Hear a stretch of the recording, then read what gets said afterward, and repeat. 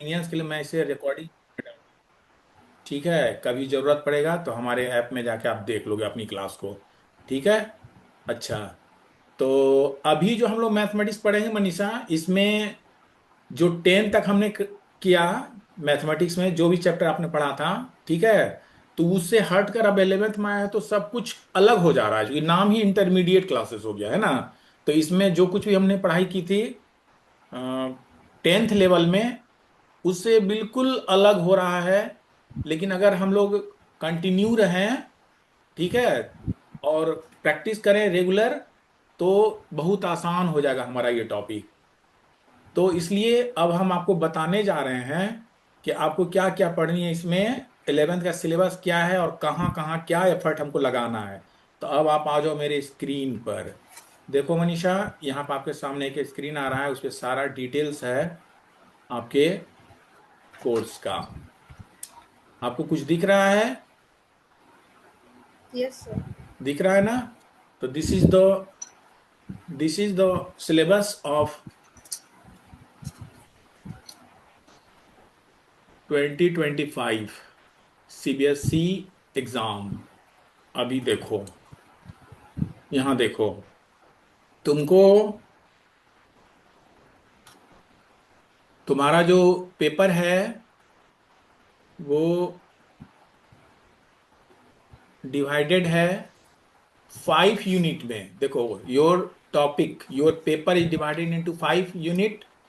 और ये जो यूनिट्स है, ये हम टेबल में दिखला दे रहे हैं किस कितने कितने मार्क्स का आपका ये यूनिट होने वाला है, क्या मैक्सिमम मार्क्स इसका है। आपका ये 3 आवर का वन पेपर होने वाला है, ठीक है। 3 आवर का मैक्सिमम मार्क्स होगा आपका 80। ठीक है। और किस तरह डिस्ट्रीब्यूशन है ये आप देख लो यहां पर। देखना, यहां पर तुम्हारा पहला यूनिट है sets and function. Set and function हम लोग 23 मार्क्स के लिए लड़ाई लड़ेंगे, ठीक है। 23 मार्क्स इससे आपको क्वेश्चन आने वाला है। फिर आप एलजेब्रा में आओगी, इससे 25 मार्क्स आने वाला है। फिर आप कोऑर्डिनेट में आइएगा, इससे 12 मार्क्स आने वाला है। कैलकुलस में आइएगा, 8 मार्क्स आएगा। स्टेटिस्टिक एंड प्रोबेबिलिटी में 8 मार्क्स आएगा, सॉरी 12 मार्क्स आएगा। इस तरह टोटल आपको 80 मार्क्स आ रहा है, और 20 मार्क्स आपको इंटरनल असेसमेंट में मिल रहा है। ओके। अब देखो। सर ये सीबीएसई का क्लास 11 का सिलेबस है ना? हाँ हाँ। तो मेरा वेस्ट सब, बंगाल बोर्ड है। हाँ बराबर है। ये जो है ना, इंटरमीडिएट का लगभग सबका सिलेबस एक है, ठीक। और अगर तुमको अगर कुछ पता चले कि मेरा ये पार्ट इतने मार्क्स का आता है, तो वो मेरे से शेयर कर लेना। मतलब कल तो संडे, मंडे को जो आपकी क्लास होगी ना, उसमें आप शेयर कर देना, सर मेरे में तो ऐसे ऐसे आता है। ठीक है। ओवरऑल हमने देखा, बिहार बोर्ड हो, सीबीएसई बोर्ड हो, यूपी बोर्ड हो, तो इसी टाइप का मार्किंग किए हुए है। तो हम लोग अभी इसको लेके चल रहे हैं, क्योंकि कोई भी बोर्ड होता है ना, सीबीएसई को लेके ही चलता है। अब तुम देखो कि बारी बारी से हम आपको बताने जा रहे हैं कि ये जो सेट एंड फंक्शंस में है, इसमें हमको क्या पढ़नी है। एलजेब्रा में हो व्हाट टू रीड। फिर यहाँ पर कोऑर्डिनेट में क्या करना है, कैलकुलस में कौन कौन सा चैप्टर है, स्टैटिस्टिक एंड प्रोबेबिलिटी में हमें कौन कौन सी चैप्टर करनी है। और इसका डिवीजन देखो इस तरह से हम कर रहे हैं। सेट्स एंड फंक्शन में आपको पढ़ना है, सेट्स के बारे में पढ़ेंगे, इसके बाद रिलेशंस एंड फंक्शंस के बारे में पढ़ेंगे, और ट्रिग्नोमेट्रिक फंक्शन आएगा। ये 3 टॉपिक को हम लोग कंसिडर करेंगे, ठीक है। इससे हमारा 25 मार्क्स, जो आपको 23 मार्क्स जो दिखलाएं, ये आने वाला है। अब देखिए एलजेब्रा में आपको क्या करना है। तो एलजेब्रा आपका वो जो कंसिडर कर रहा है, इसमें आपको देखिए 6 चैप्टर्स है। पहला चैप्टर आपका प्रिंसिपल ऑफ मैथमेटिकल इंडक्शन करना होगा। फिर complex number and quadratic equation करेंगे हम लोग। फिर लीनियर इनइक्वलिटीज करेंगे, परमुटेशन एंड कॉम्बिनेशन करेंगे, बाइनोमियल थ्योरम करेंगे, देन सीक्वेंस एंड सीरीज करेंगे। ये टॉपिक रहा आपका 25 मार्क्स एलजेब्रा के लिए। ठीक है, यहां हम दिखला दिए। अब हम आते हैं कोऑर्डिनेट के बारे में बात करते हैं। कोऑर्डिनेट 12 मार्क्स का आपका है। इसमें आपको क्या क्या करना है, ये है आपका। इसमें आपको स्ट्रेट लाइंस करना है, कोनिक सेक्शन भी करना है, 3D करना है, ठीक है। थ्री डायमेंशनल ज्योमेट्री, ये 3 यूनिट को हम लोग यहाँ करेंगे। देन आफ्टर आप आओगे कैलकुलस पर, और नीचे है स्टेटिस्टिक, इसको 5th यूनिट मानना। देखो कैलकुलस 8 एंड स्टेटिस्टिक 12। तो कैलकुलस में आपको लिमिट एंड डेरिवेटिव्स करना है, ठीक है। ये रहा 2 यूनिट इसमें है, लिमिट एंड डेरिवेटिव्स, अलग अलग चैप्टर से इसको हम लोग करेंगे। तब आपको statistic and probability 5th unit में हम लोग करेंगे, 12 मार्क्स के लिए प्रोबेबिलिटी और स्टैटिस्टिक 2 यूनिट करेंगे। एक मैथमेटिकल रीजनिंग भी है। तो इस तरह से हमने डिवाइड कर दिया आपका पेपर को, यही पढ़ना है। ओके, ये तो हो गई बात। Yes. अब हम आ जाते हैं, ये आपका इंट्रोडक्शन हुआ चैप्टर के बारे में। सबसे मैंने अपना इंट्रोडक्शन, आप पांडे एकेडमी ऋषिकांत सर के साथ जुड़ी हुई हो, है ना। और आपको हमने देखा मनीषा मेरे साथ जुड़ गई है, और क्या मेरा ब्लूप्रिंट है, कैसे आगे बढ़ेंगे, उसका आपको मैंने एक फ्रेमवर्क दे दिया। इस तरह से हम लोग को मेहनत करनी है। और आगे आपका जो हम टॉपिक शुरू कर रहे हैं, आज के इंट्रोडक्शन सेशन चुकी है। तो ये अच्छा, कल जब ज्वाइन करोगे ना, एक बच्ची और जुड़ती है, तो उसको हमने ये पढ़ा दिया है, शॉर्टकट में तुमको हम लेके चलेंगे। तो वहां पे जो भी प्रॉब्लम्स होगा तुम कल क्वेश्चन करते जाना, क्योंकि उसमें रिलेशंस एंड फंक्शन पढ़ा रहे हैं, ठीक है। उसका तीसरा लेक्चर होने वाला है। तो हम वहीं से स्टार्ट करेंगे, फिर आपके लिए हम टाइम स्पेशल देंगे कभी, उसमें पीछे का बैकअप कर लेंगे, ठीक है मनीषा। Okay, Okay. अभी देखो तुम्हारे स्क्रीन पर नजर आ रहा है सेट्स, सेट्स नजर आ रहा है। और इस सेट्स में हमें क्या क्या कंटेंट्स पढ़ना है। तो सबसे पहले हम डिफिनीशन जानेंगे सेट्स का। देन आफ्टर आप जानोगे elements of Elements set of क्या sets, होता है। देन आफ्टर आप जानोगे order of order of set क्या sets, होता है। फिर हम सीखेंगे सेट set रिप्रेजेंटेशन। representation. देन पढ़ेंगे 2 तरीके, 3 तरीके से हम लोग इसको रिप्रेजेंट करेंगे। पहला होगा आपका Roster, स्टेटमेंट फॉर्म, सेकेंड होगा रोस्टर फॉर्म, roster, थर्ड होगा set builder form. set builder. हाँ, ये 3 तरीका हम लोग देखेंगे किस तरह से सेट को रिप्रेजेंट किया जाता है। देन आफ्टर आपको टाइप्स ऑफ सेट्स पढ़ना है। इसमें हम लोग पढ़ेंगे finite set, infinite sets, equal sets, equivalent sets, empty set, subset, power set and universal set, ये पढ़ेंगे। और भी सेट्स इन बिटवीन आने वाला है, ठीक है, उसको भी हम लोग बारी बारी से डिस्कस करते जाएंगे। इसके बाद आपको करना है set operation. Set operation means जैसे हम लोग प्लस माइनस वगैरह किए थे ना, सिंपल में बोर्ड मास मैथमेटिक्स में यूज किया करे थे ना क्लास 10th में। तो यहां पर हम लोग ये सब करेंगे, सेट के साथ ऑपरेट ये सब होगा क्या।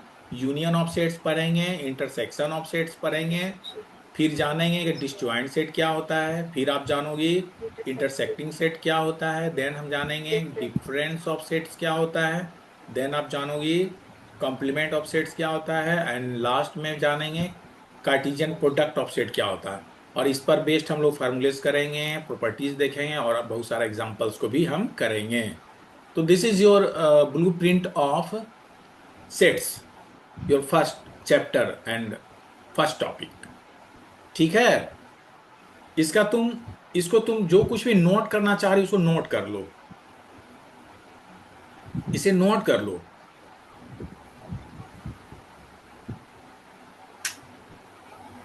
फिर हम आपसे बात करते हैं।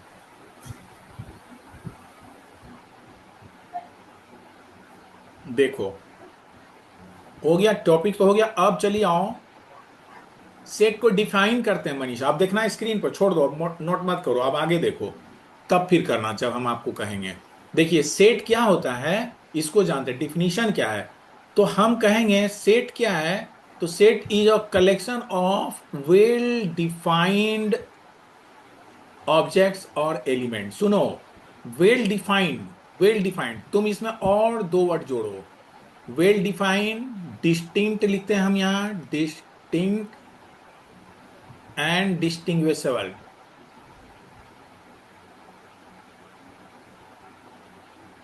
डिस्टिंग्विशेबल ऑब्जेक्ट और एलिमेंट, ये हम जानेंगे। सिंपली आपसे कहेगा व्हाट इज सेट, तो आप कहिएगा set is a well defined, well defined, है ना, ये well defined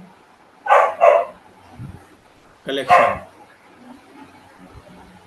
collection of object, बस इतना से मेरा काम चल जाएगा। लेकिन ब्रॉड सेंस में अगर देखो तो यहाँ पे एक वर्ड दिए डिस्टिंक्ट, एक वर्ड दिए हैं डिस्टिंग्विशेबल, और पहले से वर्ड है वेल डिफाइंड।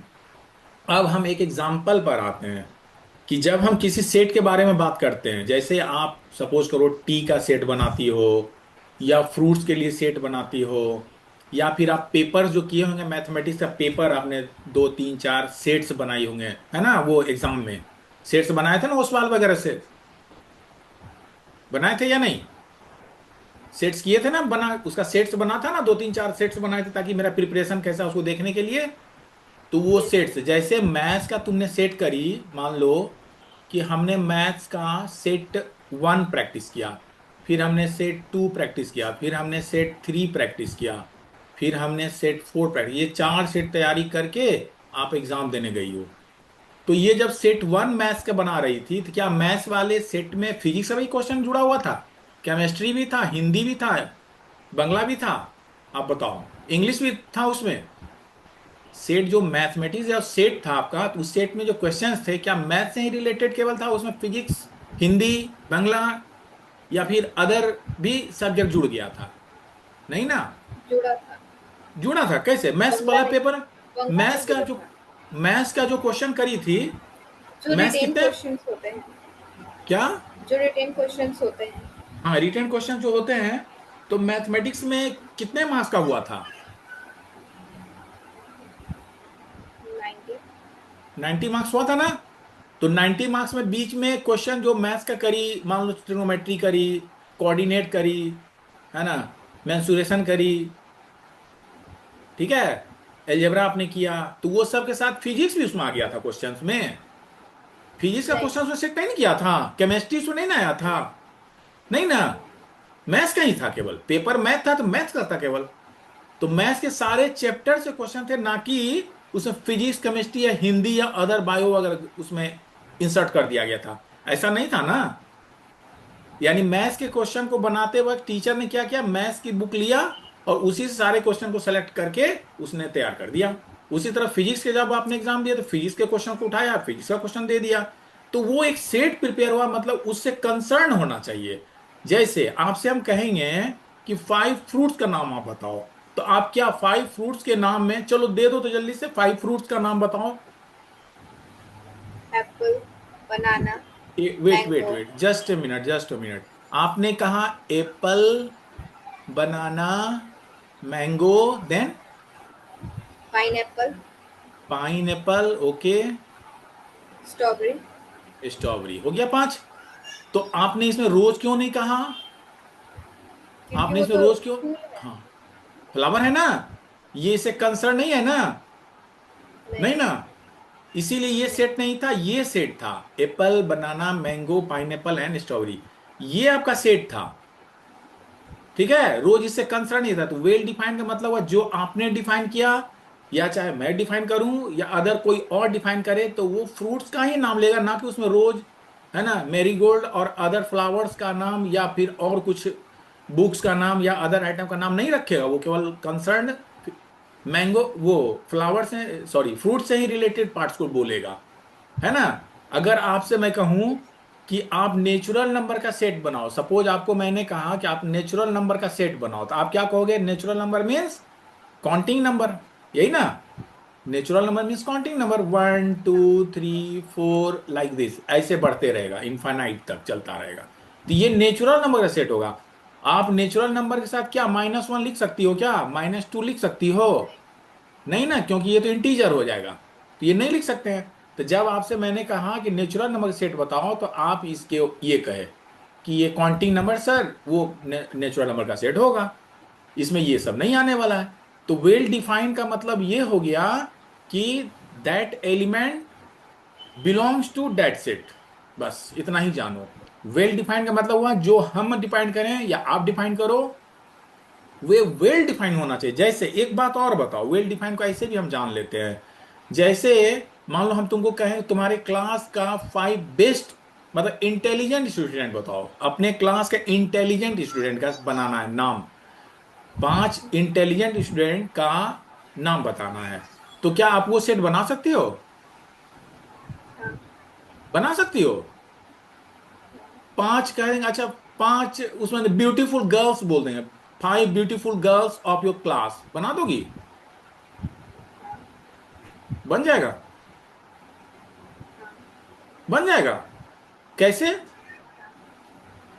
आपने नाम बताने के लिए बोला ना। नाम बताओगी तो वो हो सकता है तुम्हारे नजर में वो ब्यूटीफुल हो, अदर के नजर में ब्यूटीफुल ना हो, है ना? तुम्हारे नजर में वो बच्चा इंटेलिजेंट हो, दूसरे के नजर में इंटेलिजेंट नहीं हो।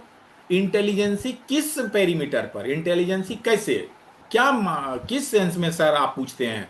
क्वेश्चन तो आपका ये होगा कि सर इंटेलिजेंट किस सेंस में आपने पूछा, क्या मैथ्स में इंटेलिजेंस पूछ रहे हैं, या ओवरऑल एक्टिविटी में पूछ रहे हैं, या गेम में पूछ रहे हैं, या डिबेट में कर रहे हैं, क्या चीज में आप पूछना चाह रहे हैं? तो उसमें क्वेश्चन आ गया ना, आ गया ना, इंटेलिजेंसी का पेरीमीटर नहीं हुआ, यानी ये वेग हो गया, हम इंटेलिजेंट ब्यूटीफुल, है ना, तो वो वेग हो गया, वो नहीं हो पाया, आपको जो पसंद वो मेरे को नहीं पसंद है, तो उसको नहीं कर सकते हैं। मतलब जो एकदम यूनिवर्सल ट्रूथ है वही सेट के अंदर लेंगे, ठीक है? जो यूनिवर्सल ट्रूथ नहीं है उसको नहीं लेंगे। तो वो डिपेंड करता है जैसे, लेकिन हाँ नेचुरल नंबर अगर कहें कि 10 नेचुरल नंबर बोलते हैं, फर्स्ट 10 नेचुरल नंबर, तो आपका आंसर होगा 1 2 3 4 5 6 7 8 9 10, बस। और मेरा भी आंसर यही होगा 1 2 3 4 5 6 7 8 9 10। और दूसरे से तुम अपने फ्रेंड से भी क्वेश्चन करती हो, अच्छा बताओ बताओ भाई कि वो 10 नेचुरल नंबर क्या होगा, तो वो भी आंसर यही करेगा 1 2 3 4 5 6 7 8 9 10। क्या वो 11 भी बोल देगा? नहीं। नहीं ना। यानी कि आपका आंसर हो, मेरा आंसर हो, या आपके फ्रेंड का आंसर हो, सबका आंसर सेम आया, यानी वो वेल डिफाइंड है। अब तो समझ गई वेल डिफाइंड मतलब यूनिवर्सल क्या होता नंबर। है? ओके, सीख गए ना? यस। वेल डिफाइंड की मीनिंग तो क्लियर हो गया। अब आप आ जाइए, दूसरा हम लिख दिए डिस्टिंक्ट, लिख दिए। डिस्टिंक्ट का मतलब क्या होता है बताओ? डिस्टिंक्ट मतलब होता है अलग अलग, मतलब वो रिपीट नहीं होना चाहिए। जो हम आइटम लेंगे, जैसे आपने मैंगो लिया, तो मैंगो आपने यहां लिया ना एप्पल, तो एप्पल 1 एप्पल 2 एप्पल 3 ऐसे नहीं होता है। एप्पल मतलब एप्पल, कितना एप्पल उससे मतलब नहीं है ना? एप्पल कहाँ का है, हिमाचल प्रदेश का है, कहीं और का है, तो वो हमको नहीं दिखलाना है। एप्पल मीन्स एप्पल, बनाना मीन्स बनाना, मैंगो मीन्स मैंगो, ठीक है ना? वो दोबारा तो रिपीट नहीं होना चाहिए। रिपीट नहीं होता है, एक सिंगल यानी टाइम के लिए आएगा। सिंगल टाइम के लिए, यानी डिस्टिंक्ट होना। जैसे हमने यहाँ नेचुरल नंबर लिखा, तो आप 1 2 3 4 और फिर बीच में 4, फिर 5 6, फिर 4 ऐसे नहीं लिख सकते। 4 को 3 बार रिपीटेशन नहीं करेंगे, 4 मतलब 4 एक बार ही आएगा। तो सारे एलिमेंट्स इसका अलग अलग होना चाहिए, डिस्टिंक्ट होना चाहिए। समझ में आ रही है बात? तो ये डिस्टिंक्ट होनी चाहिए, क्लियर? और अब नेक्स्ट यस। वर्ड आता है डिस्टिंग्विशेबल, मतलब जिसको जज कर पाओ आप whether it belongs to set और नॉट। हो गया ये तो डिस्टिंग्विशेबल, तो वही हम पहले ही क्लियर कर दिए, मतलब which is true for all, वो डिस्टिंग्विशेबल हो गया, जिसको अलग कर सकें। जैसे फ्रूट्स का सेट है आपके घर में, फ्रूट्स आपने लाया एक बैग में, दूसरे बैग में आपने स्टेशनरीज आइटम लाया, तो दोनों आइटम को आप अलग अलग कर सकती हो, वो डिस्टिंग्विश हो जाएगा। कोई भी कहेगा, तुम अगर ला देती हो तो दूसरे, अगर मान लो तुम्हारा छोटा भाई है या है ना, आपके पापा ही हैं, उनको कहते हो जरा मेरा स्टेशनरी आइटम को पापा अलग कर दो, और मेरा वो जो नेक्स्ट फ्रूट्स वाला आइटम उसको अलग कर दो, तो वो अलग कर देंगे, क्योंकि वो डिस्टिंग्विश हो जा रहा है, वो मर्ज नहीं करेंगे, है ना? ठीक, तो डिस्टिंग्विश का मतलब यही हो गया। अब तो क्लियर हो गया? Yes sir. ठीक है, हम लोग सेट्स के बारे में। अब रिप्रेजेंटेशन पे बात करने से पहले आपसे अब क्वेश्चन हम करने वाले हैं। चलिए अब आइए यहां देखिए, चलिए इस स्लाइड में हम देख रहे हैं, आपसे क्वेश्चन किया जा रहा है, examine examine whether the given statement is set और नॉट। ये जो स्टेटमेंट हम दिए हैं, क्या ये सेट है या नहीं, ये बताना है। इससे पहले कुछ word there are, what is set in mathematics, अभी हम आपको इसका आंसर दे दिया कि set is a well defined collection of objects. Clear और एलिमेंट्स। हो गया? चलो okay. Next, what is the key characteristic of well defined set, ये भी हमने बता दिया। की कैरेक्टरिस्टिक है which can be defined whether it belongs to set और नॉट, यही है की कैरेक्टरिस्टिक, ठीक है ना? ओके, से यस और नो? Yes sir. ओके, अब देखो ये भी हम सीख गए। अब examine whether the following sets are sets और नॉट, जस्टिफाई योर आंसर। देखो पहला आ गया, द कलेक्शन ऑफ और वॉवेल्स इन इंग्लिश अल्फाबेट, क्या आप कलेक्शन कर सकती हो? मान लो ये आपका बैग हो गया, और इस बैग में वो क्या है ना, वो डिजी उस तरह का डाइस तुम बना लियो जिसमें कि इंग्लिश अल्फाबेट और कॉन्सोनेंट्स भी लिखा हुआ है, तो उससे इंग्लिश अल्फाबेट को निकालना है, यानी छांटना है, वो छांट कर इस बैग में डालना है। क्या कर सकती है ये काम? सिर्फ हो जाएगा। अल्फाबेट्स को निकालना है। हाँ, अल्फाबेट्स का एक सेट आपको हम दे दिए हैं, और उस सेट में से आपको वॉवेल्स को निकाल कर अलग कर देना है। कर सकती हो? सिर्फ वॉवेल। हाँ, सिर्फ वॉवेल, देखो ना कह रहा है collection of all vowels, all vowels यहाँ कह रहे हैं ना, ऑल वॉवेल्स। तो आप कलेक्ट कर सकती हो। कौन कौन सा हाँ। हो जाएगा एलिमेंट? वॉवेल्स में कौन कौन सा ले ए लेंगे इस आई बैग में? ओ you. A, E, I, O, you, ये चला आएगा, यही ना? इसके अलावा कोई दूसरा नहीं आएगा, बस पांच ही वॉवेल्स है, पांचों आपने लिख दिया, तो ये कलेक्शन हो गया। तो क्या ये सेट है? ये सेट है। हाँ। Is this set? हाँ। क्या आंसर होगा आपका? Yes, yes. है ना? बिकॉज आंसर आपका मेरा एक हो गया, बाकी का भी आंसर एक होगा, ये हाँ, डिफाइन हो रहा है। चलिए अब नेक्स्ट क्वेश्चन नंबर 4 क्योंकि देखो, वॉवेल कलेक्शन। 5 ही होते हैं। बिल्कुल बिल्कुल सही, वेरी गुड।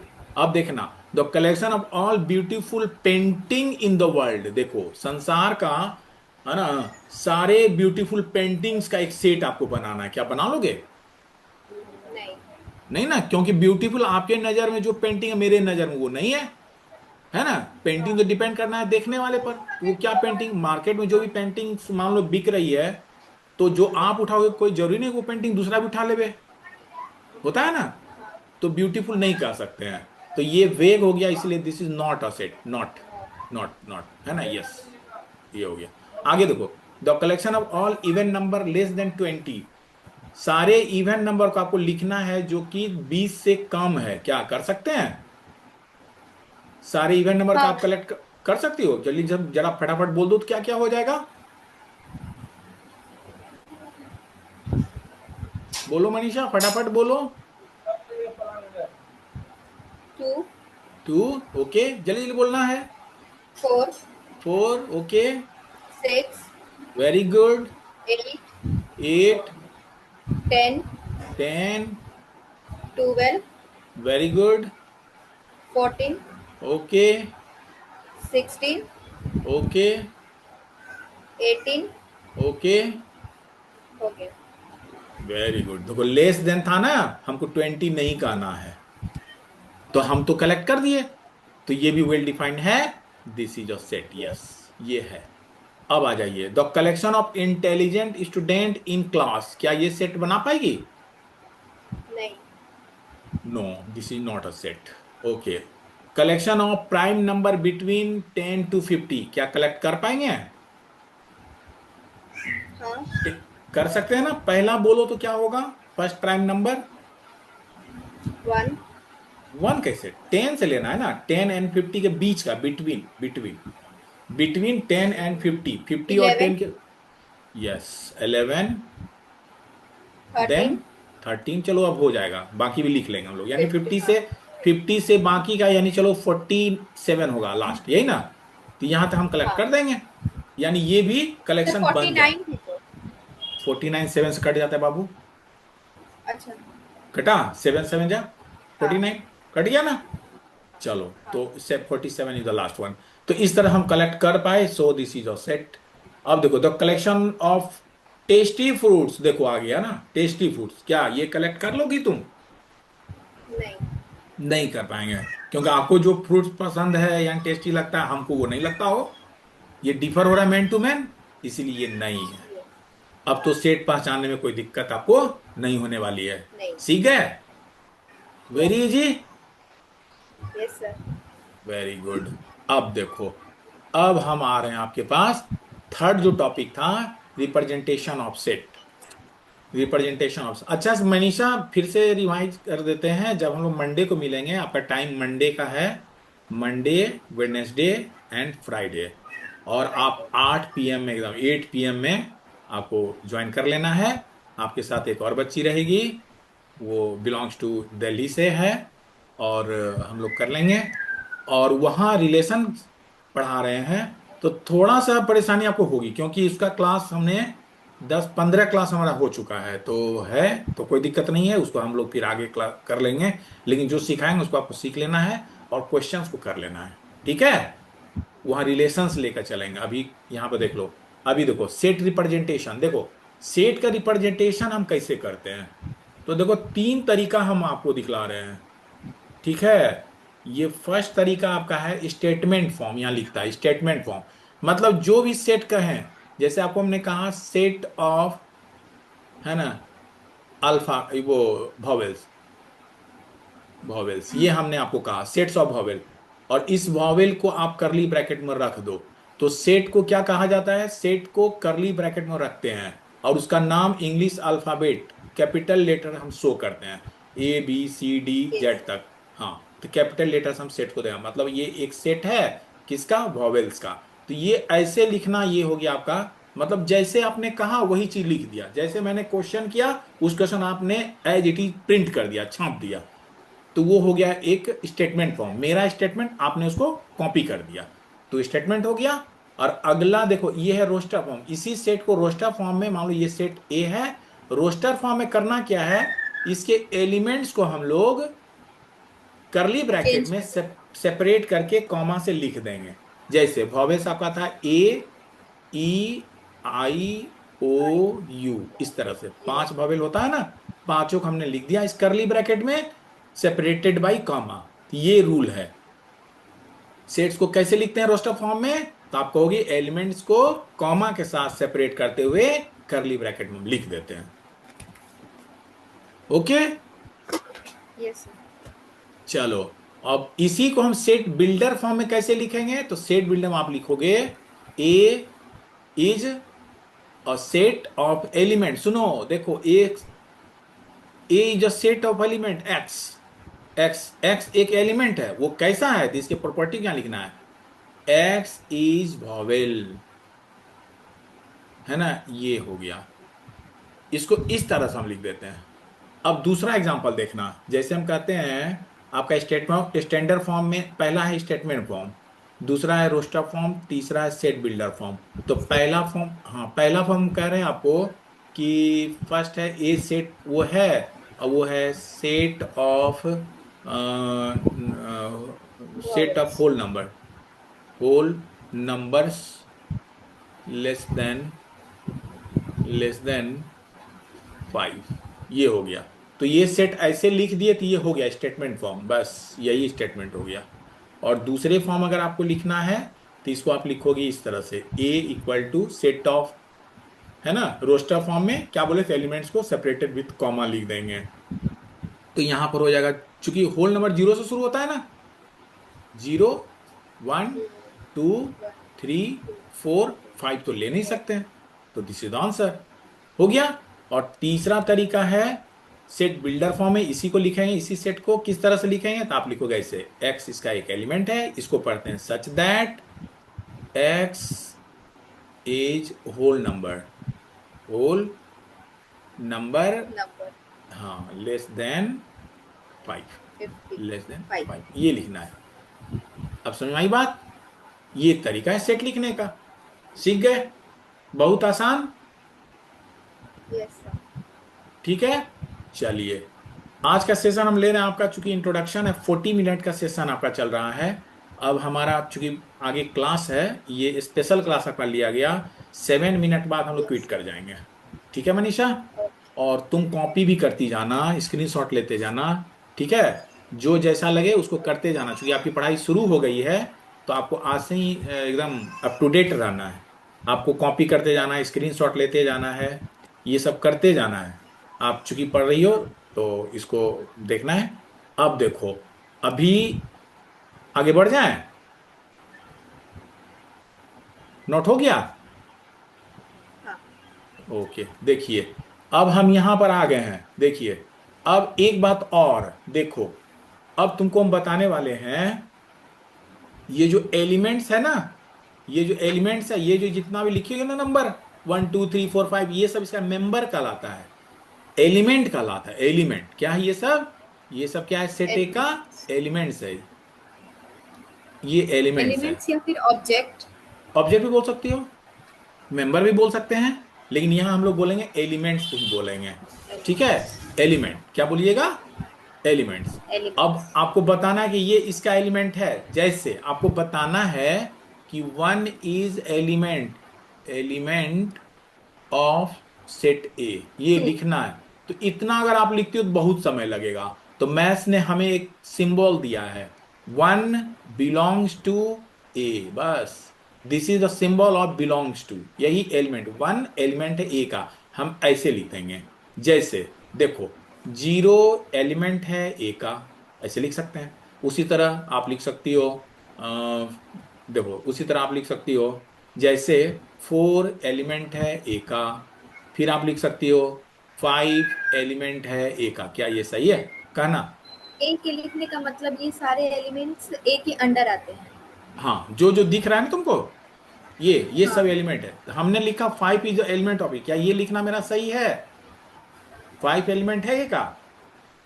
नहीं। नहीं है, चूंकि इसमें दिख नहीं रहा है। तो आपको ऐसे करना, हाँ। 5 डज नॉट ये एलिमेंट ऑफ ए, इसको इस तरह से हम शो कर देंगे। सही है। चलो एक और बताओ, -7 is element of A, is it right और रॉन्ग? से यस और नो, क्या होगा, हाँ या ना? -7। Yes, belongs to A. Is it right wrong. Say wrong, ये नॉट ऐसे लिखना है। अब सही हो गया ना? -7 is not a set of A, 5 is not a set of, sorry, element of ए।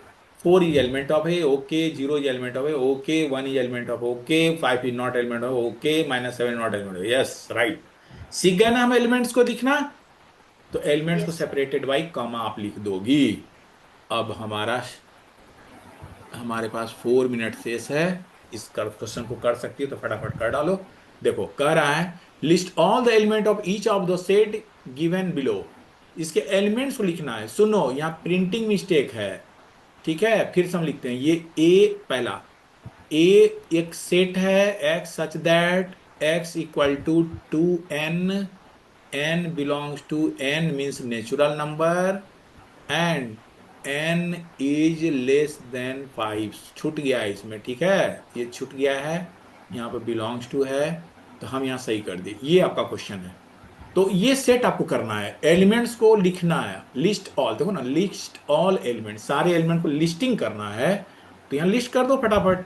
देखो लिस्टिंग कैसे होगा, एक्स जो ये है ना, एक्स के जगह पर आपको ये फॉर्मूला लगाना है 2n। टू और एन। n, हाँ n क्या है, नेचुरल नंबर होगा, या और वो 5 से लेस होगा, यानी n का वैल्यू, n की वैल्यू हम लोग 1 2 3 4 5 नहीं लेंगे, ये लेंगे। और इसके इनपुट करने से जो x की वैल्यू आ रही है, वही हो गया आपका सारा एलिमेंट ऑफ दिस सेट। अब सुनो, जब तुमने 1 रखा, 2 × 1 = 2, is it right? Yes sir. Very good. अब 2 रखो, क्या हो जाएगा? 4। 4। 3 रखो, क्या हो जाएगा? 6। Very good. 4 रखो, क्या हो 8। जाएगा? 8। अब तो नहीं रखना है, 5 से लेस। नहीं। ये आपका हो गया सेट, बस यस। इस तरह से हम इसको कर देंगे। क्लियर? ओ। यस चलो सर। अब आगे आ जाओ, यहां देखो, ये भी कह रहा है ये बी एक सेट है, और ये फार्मूला को वो होल्ड कर रहा है, और n belongs to whole number है बट लेस देन क्या है, 5 है। 5। तो 5। यहां भी हम लिख सकते हैं, इस सेट को आप ऐसे लिख सकती हो, ये बी सेट हो फिर गया। उस सेट के लिए भी वही फॉर्मूला यूज करेंगे। बस बस बस, क्या करना है, यहाँ होल नंबर यानी 0 से स्टार्ट करना है, यही ना? 0 1 2 3 4 n का वैल्यू रखो, और एक्स आता जाएगा। देखो 0 अगर रखते हैं तो 0 + 1 दिस इज 1। फिर 1 आपने रखा, 2 × 1, 2 + 1 दिस इज 3। फिर आपने 2 रखा, 2 × 2 4 + 1 दिस इज 5। फिर आपने 3 रखा, 3 × 2 6 + 1 7। फिर आपने 4 रखा, 4 × 2 8 + 1 9। तो 5 तो रखना ही नहीं है। तो दैट्स इट, ये आपका आंसर हो गया। क्लियर? Yes sir. सही।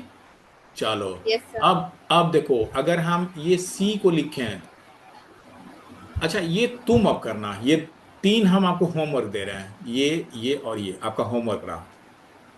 ओके, ठीक है मनीषा, कुछ समझ यस में सर। आई बात हमने क्या कहा? Yes sir. अब आप यस। बताइए, अब आपको फीडबैक देना है आज के क्लास का, कि आज आपने क्या कुछ सीखा। फटाफट बताओ, आज आपने क्या कुछ सीखा? Sets of element. आपने पहले सीखा presentation sets, of element. Okay, then उसके बाद सेट्स ऑफ एलिमेंट्स, यस, उसके बाद set presentation of element, very good, और उसके बाद क्वेश्चंस किए वेरी गुड। और लिस्ट ऑफ ऑल एलिमेंट्स। अच्छा, ओवरऑल कैसा लगा? अभी हमने आपके साथ कम्युनिकेट किया तो वो कम्युनिकेट जो करे हैं वो इजी था या मॉडरेट था या टफ था? हमारे बीच जो हुआ कम्युनिकेट जो किए क्वेश्चंस को लेकर, कैसा लगा? इजी था। वेरी इजी लगा ना? लगा ना? Yes sir. बस यही हम चाह रहे थे कि आपको जो हम पढ़ाएं वो आपको इजी लगनी चाहिए, है ना? क्योंकि वो मैथ्स को इजी लेके चलेंगे तभी मैथ्स हुआ, और उसको टफ बना दे तो फिर मैथ्स नहीं होगा। ठीक है मनीषा? तो आज के लिए बेटा इतना यस ही। सर। फिर नेक्स्ट क्लास में हम लोग मिलते हैं मंडे को। ओके। Okay sir. हाँ, आपने जो कहा ना कि ये हम पढ़े, तो आपने सीखा, एक बार हम फिर से बोल दे रहे हैं, आपने सीखा सेट क्या है पहले। सबसे पहले आपने सीखा मार्किंग स्कीम, है ना? किस पेपर से